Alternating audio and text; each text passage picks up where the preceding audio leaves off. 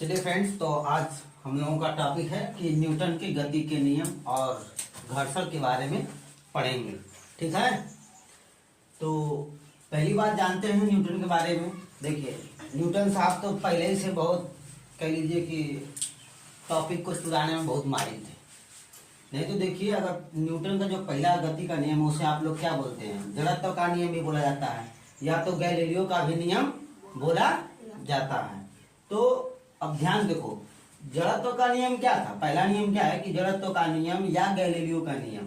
अब न्यूटन जी ने बस थोड़ा सा कलाकारी की, थोड़ा सा जोड़ दिया उन्होंने बस, और उनका नाम होने लगा। क्या कर दिया उन्होंने, थोड़ा सा सिर्फ ऐड कर दिया, बस हल्का सा ऐड कर दिया। देखो क्या ऐड किया उसके बारे में बताऊंगा। पहले नियम देखिए, नियम पहला क्या कहता है, कह रहा कि अगर कोई वस्तु क्या ऐड किया उसके बारे में बताऊंगा। पहले नियम देखिए, नियम पहला क्या कहता है, कह रहा कि अगर कोई वस्तु स्थिर है तो स्थिर रहना चाहती है।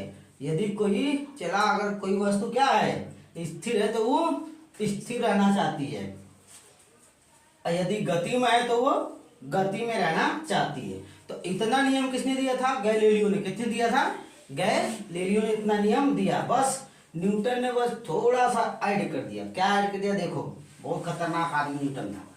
उसने क्या, लेकिन तब तक जब तक क्या कि उस पर कोई बाह्य बल न लग जाए। समझ में आई बात। फिर से देखिए, कह रहा है कि पहला नियम जड़त्व का नियम या गैलीलियो का नियम। तो न्यूटन का हमको पढ़ना है, न्यूटन की गति के कितने नियम, तो सबको पता है न्यूटन ने 3 नियम दिए। कितने नियम दिए, 3 नियम दिए, 3 नियम दिए। ठीक है, तो अब पहला नियम क्या, उसमें जड़त्व का नियम या गैलीलियो का नियम।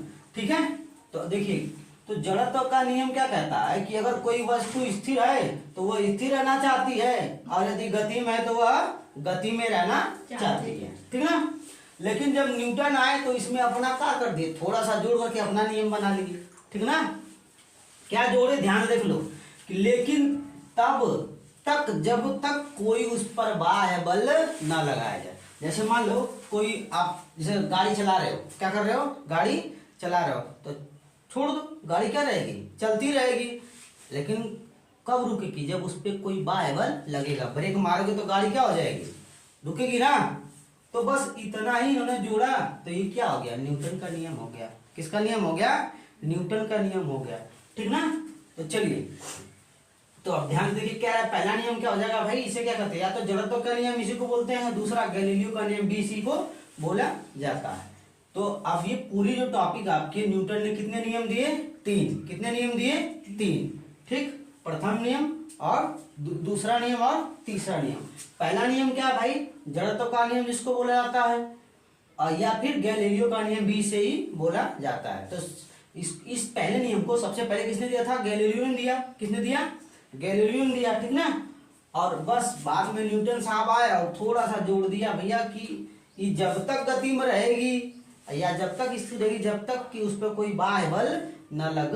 जैसे मान लीजिए मैं ऐसे चल रहा हूँ, ऐसे ऐसे क्या कर रहा हूँ, मैं चल रहा हूँ, तो आराम सतत चाल से मैं चल रहा हूँ, ऐसे चल रहा हूँ, ऐसे ऐसे। अगर मान लो ऐसे मैं चल रहा हूँ, लेकिन तुम आए और फटाक दे मुझे ऐसे धक्का दे दिए, तो मेरे अंदर क्या आ जाएगा, परिवर्तन आ जाएगा ना।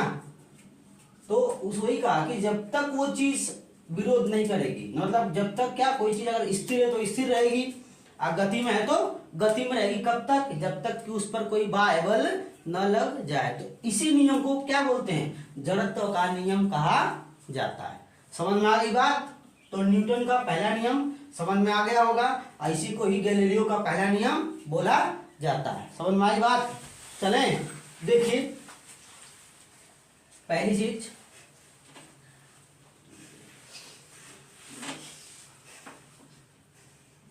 आइए, कह रहा है इससे आपको एक चीज और मिलेगा। देखिए इसमें से कि जो, चलिए देखिए, अब ये तो था कि जो जड़त्व का नियम आपने जान गया। अब जानेंगे जो जड़त्व का नियम होता है उससे क्या हमें मिलता है।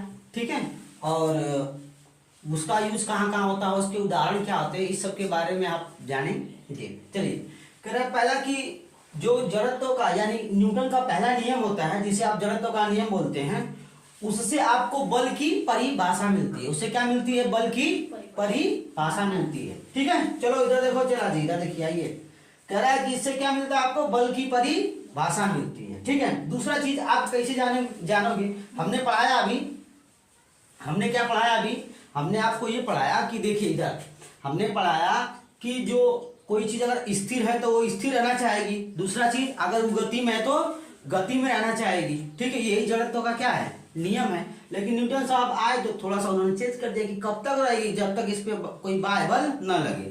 तो अब देखिए, तो यही से क्या मिल गया आपको, बल की परिभाषा मिल गया। ठीक है, तो क्या आप ये नोट देखिए कि बोलेगा कि बल की परिभाषा न्यूटन के कौन से नियम से प्राप्त हुई है, तो प्रथम नियम से। ठीक है, आइए अब जानेंगे जो जड़त्व होता है उसके दो प्रकार होते हैं। कितने प्रकार होते हैं, दो प्रकार होते हैं। पहला क्या है, गति का जड़त्व। किसका जड़त्व, गति का जड़त्व। दूसरा है स्थिरता का जड़त्व। ध्यान से सुनिए इधर, जैसे देखो हम लोग यात्रा करते हैं, क्या करते हैं, यात्रा करते हैं ना, तो अब जब आप बस में क्या करते हो, बैठते हो, तो शांति से हम लोग क्या करते हैं, पहले सीट मिलती है तो आराम से हम लोग क्या करते हैं, बैठ जाते हैं। क्या करते हैं, बैठ जाते हैं, ऐसे बैठते हैं, क्या करते हैं, ऐसे बैठते हैं। तो उस समय हमारी जो पोजीशन है वो क्या है, स्थिर है, स्थिर है ना, स्थिर बैठे हुए हैं। तो अब क्या होती है, तो बस क्या करेगी, देखो इधर ध्यान से देखो, चालू रहेगी, चालू होगी और ऐसे आगे जैसे बढ़ेगी ना, क्या करेगी, आगे जैसे ही बढ़ेगी तो हम लोग किधर झुकेंगे, पीछे की तरफ। कहाँ झुकेंगे, पीछे की तरफ झुक जाएंगे। तो ऐसा क्यों होता है, स्थिरता का जड़त्व के कारण होता है। इसके स्थिरता के जड़त्व के कारण ऐसा, क्योंकि हम स्थिर थे। ठीक है, नेक्स्ट हमारा क्या होता है, गति का जड़त्व।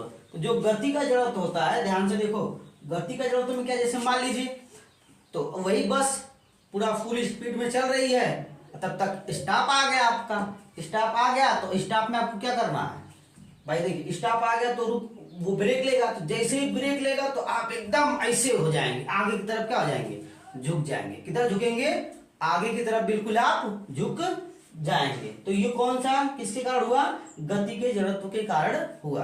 तो आपको अच्छे से समझ में आ गया होगा ना भाई कि जड़त्व का नियम समझ में आ गया। ठीक है, उसमें पहला कौन सा, एक गति का जड़त्व होता है और दूसरा स्थिरता का जड़त्व होता है। चलिए इसके कुछ उदाहरण फिर से हम आपको बताते हैं। तो जड़त्व के उदाहरण क्या हो गया कि अगर चलती बस में अगर ब्रेक लगता है तो उसमें बैठे यात्री का आगे की तरफ झुक जाना, तो ये भी क्या है, जड़त्व का उदाहरण है।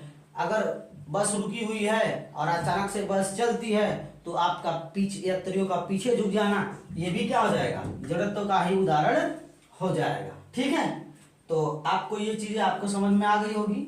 ठीक है, अब इससे क्वेश्चन यही बन सकता है कि मतलब मान लीजिए कि बल की परिभाषा न्यूटन के किस नियम से मिलती है, तो बल की परिभाषा आपके न्यूटन के प्रथम नियम से मिलती है। और न्यूटन के प्रथम नियम को आप जड़त्व का नियम बोलते हैं या गैलीलियो का नियम ही बोलते हैं। ठीक है, चलो तो हमने आपको कुछ उदाहरण बताया और देखिए कुछ और उदाहरण हैं जो नियम फर्स्ट से रिलेटेड है। कह रहा कि कुछ उदाहरण देखिए, पहला ये दरी को छड़ी से पीटने पर धूल कणों का गिरना। आपने देखा होगा जो शादी विवाह में मैट होता है, देखे हो ना, चला मैट को क्या करते हैं, सब पीटते हैं, ऐसे झाड़ते हैं, तो उससे धूल क्या हो जाती है, अलग हो जाती है और वो साफ हो जाती है। तो ये भी किसका उदाहरण होगा, गति के जड़त्व का ही उदाहरण होगा, सॉरी स्थिर गति के। तो अब ध्यान रखो, ये जड़त्व यानी नियम पहला, न्यूटन का गति नियम का पहला उदाहरण ये भी हो जाएगा, दरी को छड़ी से पीटने पर धूल कणों का गिर जाना। दूसरा पेड़ पौधों की टहनियों से फूल पत्तों का गिरना। दूसरा है कांच में पत्थर मारने से फूट जाना। जैसे ही आप कांच पे पत्थर मारते हो तो कांच क्या जाता है, फूट जाता है। ये भी किसका उदाहरण है भाई, जड़त्व का ही उदाहरण में आएगा। फिर ना अब चलते हैं नियम नंबर